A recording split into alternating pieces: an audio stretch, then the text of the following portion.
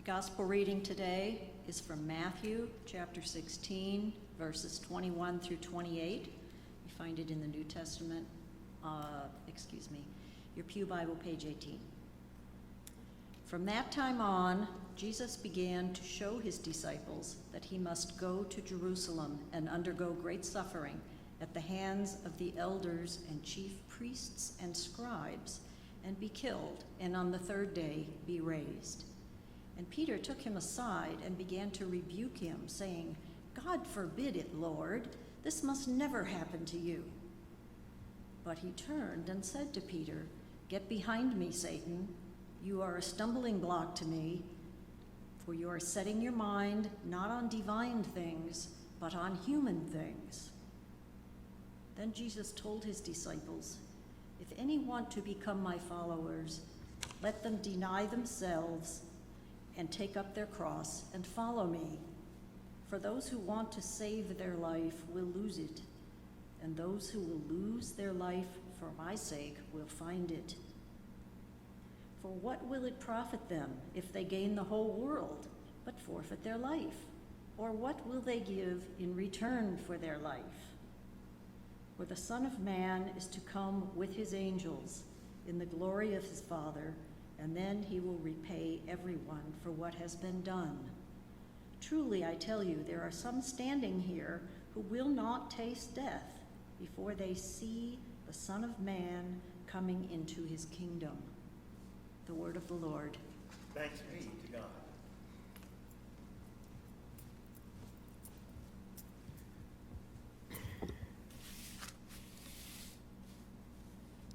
COVID-19 has created a number of obstacles for every element of our culture. I don't think that's even arguable.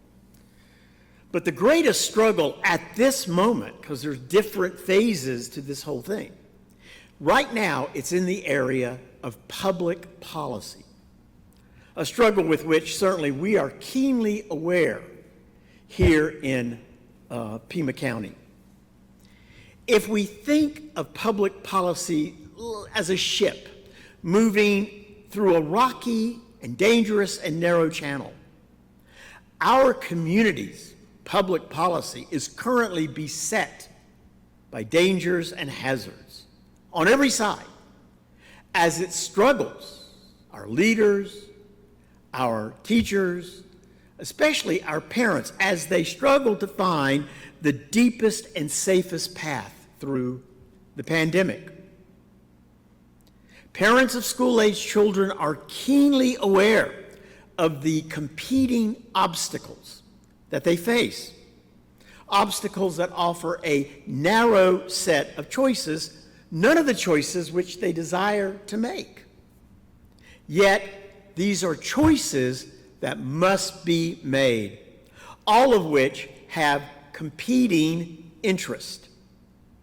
The physical health of children and families over against the emotional health that pits social isolation against social interaction, over against the mental development of children who need to continue to learn in the most productive environment. And we know, as any teacher will tell you, that the classroom is the most productive environment. Added to all of that is the pressure of economic survival when it has become clear that the steps our nation has taken or failed to take have achieved very little toward improving our battle against the virus.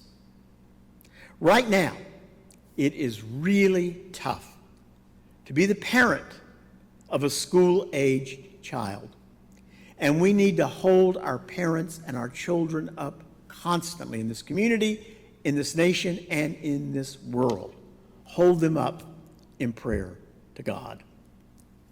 Simon Conway Morris is a British evolutionary biologist who is often quoted about the nature and development of humanity. One of Morris's most repeated insights is this one: the long history of mankind is studded with convergences, perhaps most notably in social systems and the use of artifacts and technology. But for human history, set in the arrow of time, there appears to be one intolerable stumbling block. This is the catastrophic failure in human values and decency. In these words, Morris reveals the great obstacle that overwhelms all other choices we are forced to make in the midst of a crisis. What choice is the decent choice? What choice places human value and human values above everything else? As Christians, we always look to the life of Christ and our understanding of that life to make right choices. But we sometimes do not see the obstacles that Christ himself had to face in being the Messiah. Theologically, we declare that Christ was both fully human and fully divine. But think about the obvious contradictions this convergence creates. Since when has humanity ever acted or even come close to emulating the values of the divine? Pagan religions answered that question by worshiping gods who acted more like humans than gods. If we study Greek and Roman mythology, we see divine beings who are little more than characters in a very bad daytime drama, except, of course, with tremendous powers. But the God we worship, the God of Jesus' own religion, declared that the nature of the divine was absolute good. In looking at the history of those who worshiped that God, the people of Israel, the idea of the divine as an absolute good, I think, is somewhat debatable, at least by their example. Certainly, in Israel's own history, as we witness in the Old Testament, we see this constant debate going on between the prophets and the leaders of Israel's cultic religion, the high priest, the scribes, the leaders, the elders, all these folks that made up the cultic religion of Israel. And what they were arguing about was the nature of God's goodness. For the prophet, the nature of God's goodness was entirely spiritual. Entirely spiritual. For the priest, the nature of God's goodness was entirely practical. Things you have to do. Come to the temple. Give to the poor. List of things. In the figure of Jesus of Nazareth, we see the resolution of that debate. When Jesus made choices, we believe that they were God's choices. But his choices, Jesus' choices, created massive stumbling blocks for those who followed him throughout his ministry. And in the passage from the New Testament we just heard, we see one of them. From that time on, Jesus began to show his disciples that he must go to Jerusalem and undergo great suffering at the hands of the elders and chief priests and scribes, and be killed, and on the third day be raised. And Peter took him aside and began to rebuke him, saying, God forbid it, Lord. This must never happen to you. But Jesus turned and said to Peter, Get behind me, Satan. You are a stumbling block to me, for you are setting your mind not on divine things, but on human things. Jesus' words, this rebuke of Peter, took place immediately after Peter answered Jesus' question to his disciples. You'll recall this question. Who do people say that the Son of Man is? And remember that some of the disciples said it was Elijah, others said John the Baptist returned. But here's what we read. Simon Peter answered, "You are the Messiah, the Christ, the Son of the living God." Peter gave the correct answer to Christ's question. He perceived the convergence of God in this man, a man that he had chosen to follow. But that choice also created a huge stumbling block for Peter, which became apparent just after Jesus explained what Peter's statement of faith really meant. Not an earthly glory, but suffering and humiliation and death. And for Peter, that just could not be. The branch of psychotherapy known as family systems theory declares that when people become anxious, they seek to rid themselves of that anxiety by passing it on to others. Peter tried to do this with his own anxiety when he took Jesus aside privately and said in no uncertain terms that the one he had just affirmed as the Messiah, the Son of God, was wrong.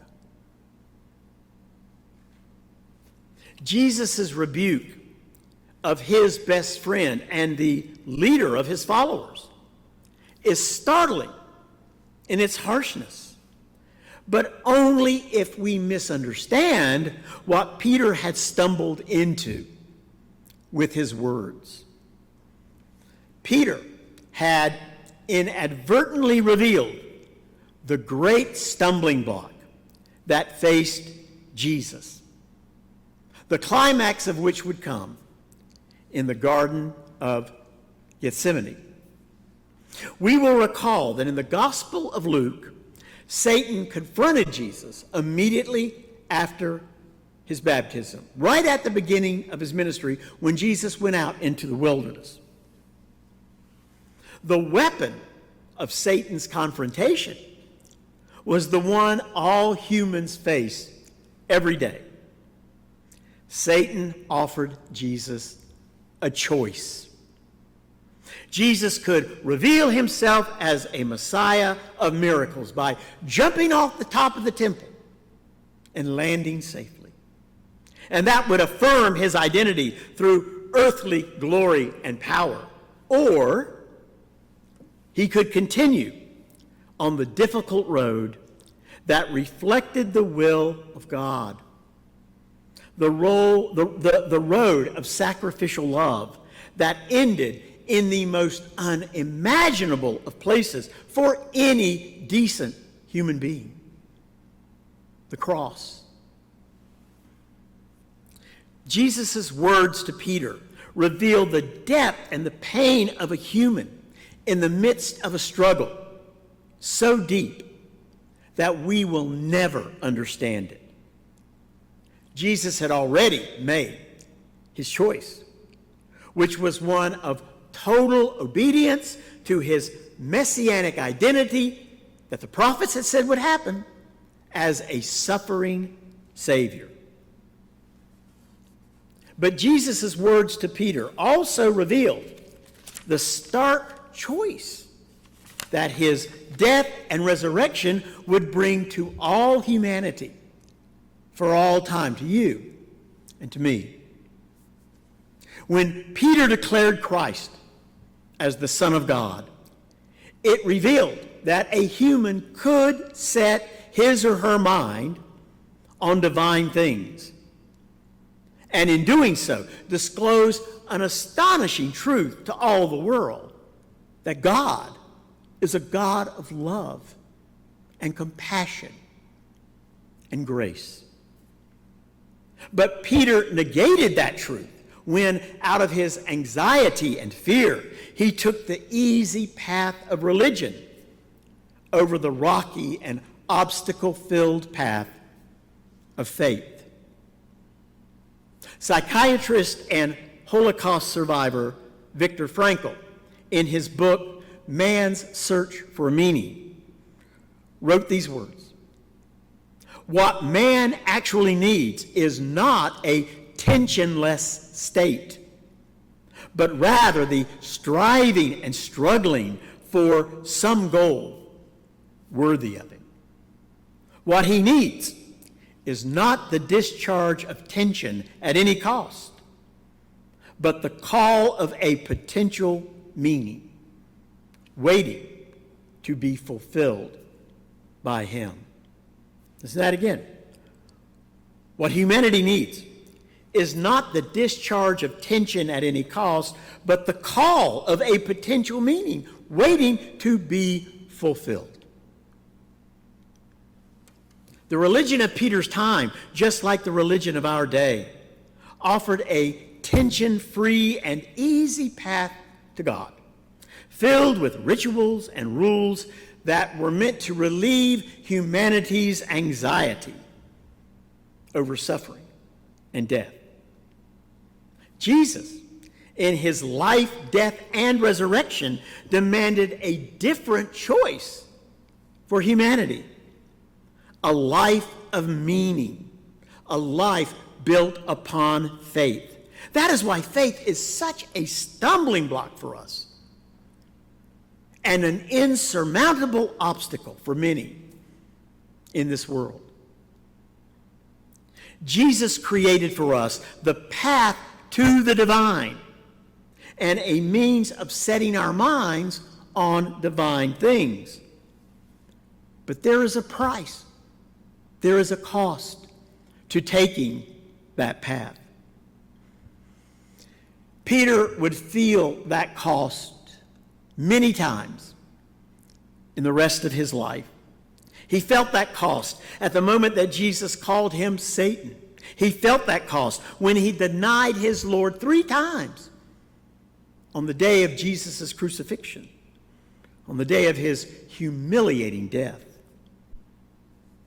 He felt the cost when the resurrected Christ challenged him with a simple question: "Simon, son of John, do you love me?" As soon as Peter answered yes, Jesus gave Peter's life a completely new meaning, a meaning filled with obstacles and stumbling blocks, but the only choice of value for humanity. Do you remember what he said? "Feed my lambs, tend my sheep." Listen to those words again. Feed my lambs, tend my sheep. Those are not words that drive a religion.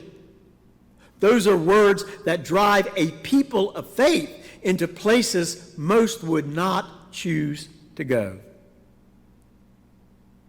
This is how the great theologian and martyr Dietrich Bonhoeffer describes that place, which he identifies by the words costly grace. Costly grace, he says, is the gospel which must be sought again and again, the gift which must be asked for, the door at which humanity must knock. Such grace is costly because it calls us to follow, and it is grace because it calls us to follow Jesus Christ. It is costly because it costs a person their life. And it is grace because it gives us the only true life. It is costly because it condemns sin, and grace because it justifies the sinner. Above all, it is costly because it cost God the life of his Son. And what has cost God so much cannot be cheap for us.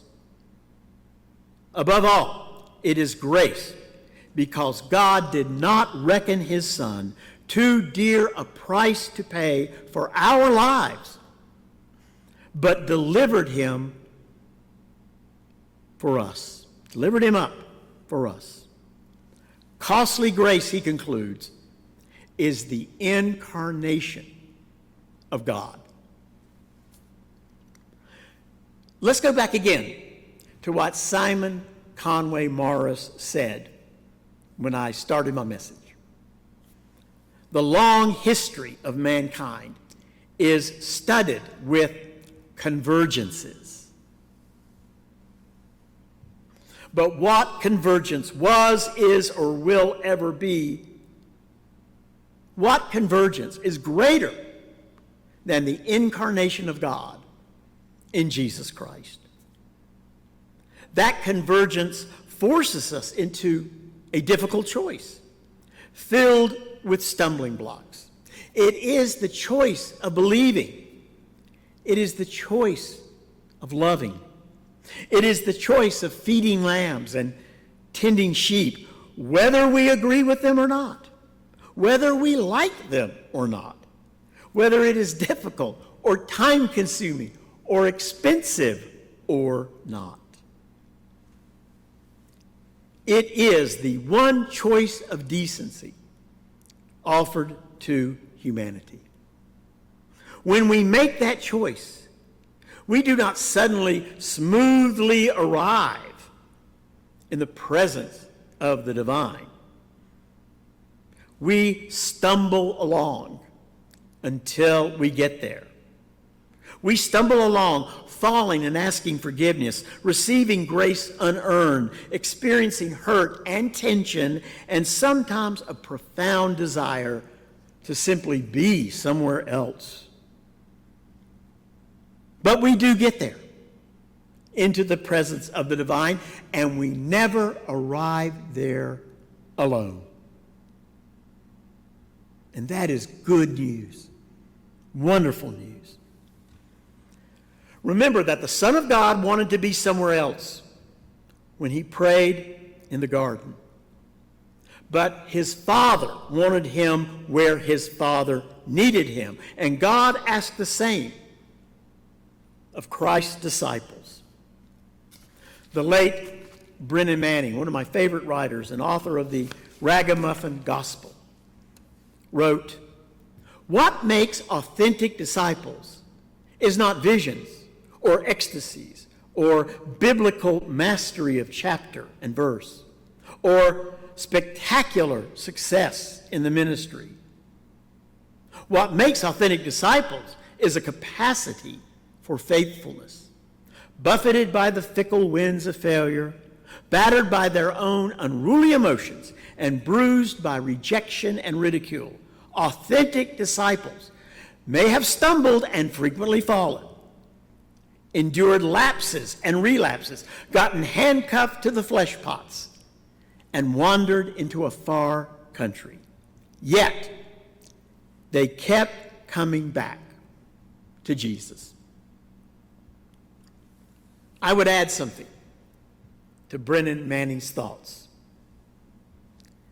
We do keep coming back to Jesus. We do so, stumbling along, because where else do we have to go?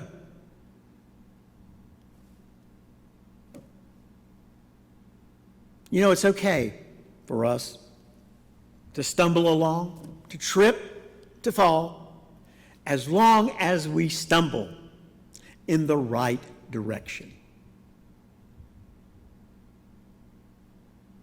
And that is what we are called to do. And God's grace and love and presence is always with us.